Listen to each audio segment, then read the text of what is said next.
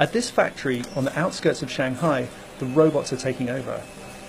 The facility belongs to Cambridge Industries Group, and I'm here to see how manufacturing work that's been done by hand for years is increasingly being automated. This robot moves circuit boards, destined for networking equipment, from a conveyor to a machine that tests them for defects.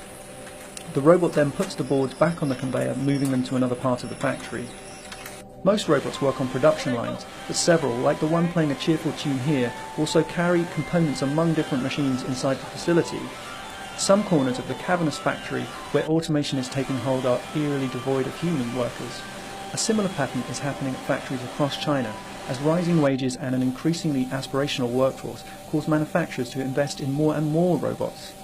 That's because China cannot afford to see its manufacturing industry disappear, so companies like CIG are relying on robots for tasks that were previously done by humans. As you can see here, even delicate work, such as soldering components to circuit boards, is now done by robots. This kind of dexterity is remarkably difficult for robots, but firms like CIG are showing that it's possible.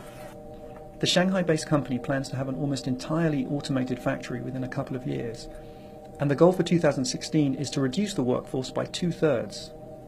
Other manufacturers in China are making a similar shift towards robots. How successful they are will determine not only China's economic future, but also the health of the global economy. Today, many young people in China would prefer to work in retail or restaurants, or in more skilled and lucrative jobs than in a factory. But with over 100 million people in China still employed in manufacturing, the country's robot revolution will be dramatic.